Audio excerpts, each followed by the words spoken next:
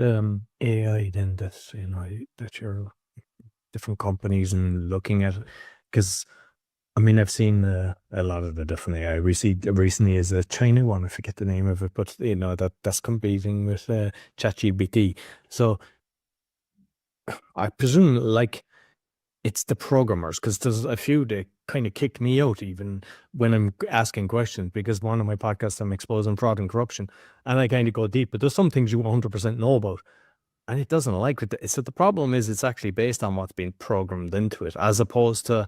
And the other thing is, like, if this went out and searched every single book out there, because I mean, most of the books that I get good information are like from the 50s or even 100 years old, and you get kind of honest stuff compared to the newer stuff. It's all been doctored.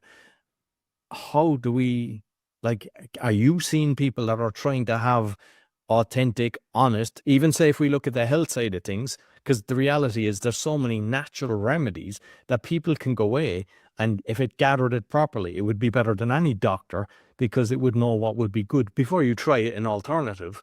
But it's not done Well, that.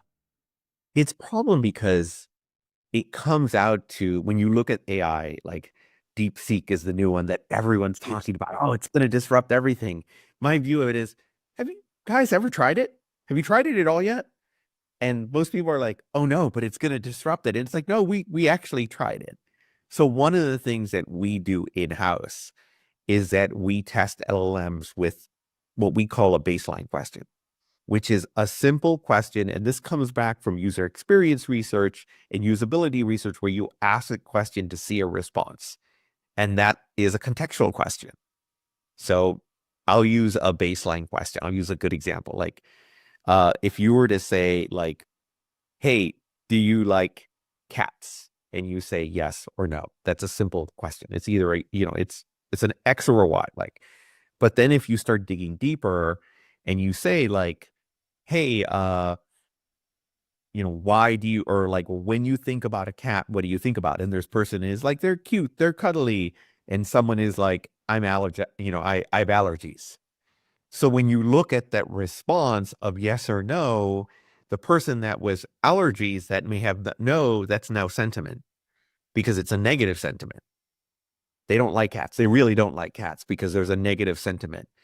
And so questions have to be contextualized with whether or not this is going to be a positive response or a negative response. Same thing with when we did user experience research, when I had my startup, we would ask things like, we were doing things for people that were commuting.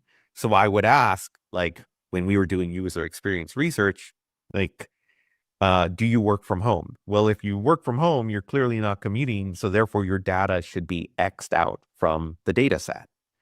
That's not happening right now in LLMs. And so when you look at like our baseline waste, as in going back to the first comment, the dog's name is VC Puppy. We'll ask, who is VC Puppy? And so we asked Google Gemini, and Google Gemini came back with this crazy answer, because a lot of LLMs, when they don't have the answer, they hallucinate. Translation, they make stuff up.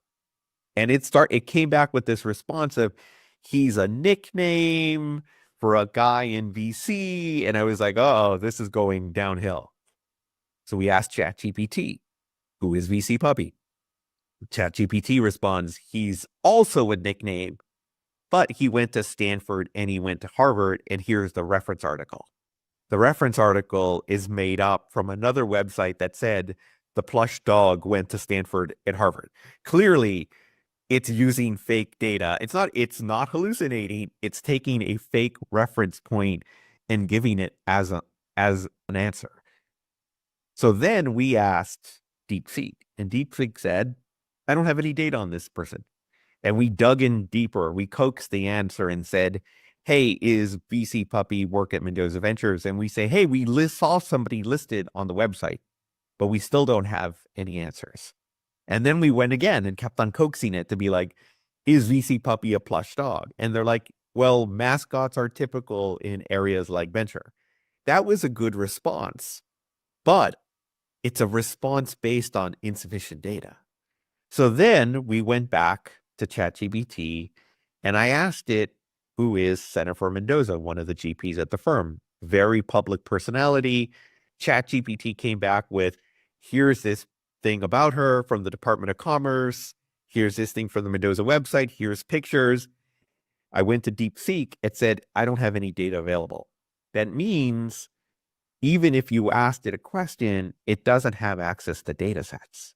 And so without enough data, it's going to give you answers that are accurate. And then as more and more people use it, so DeepSeek is where ChatGPT was 3 years ago. In the beginning, ChatGPT couldn't really give you good answers because there was enough data set. And then people started feeding it more stuff.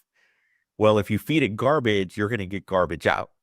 So just like how ChatGPT says VC Puppy went to Stanford and Harvard, it's feeding you garbage.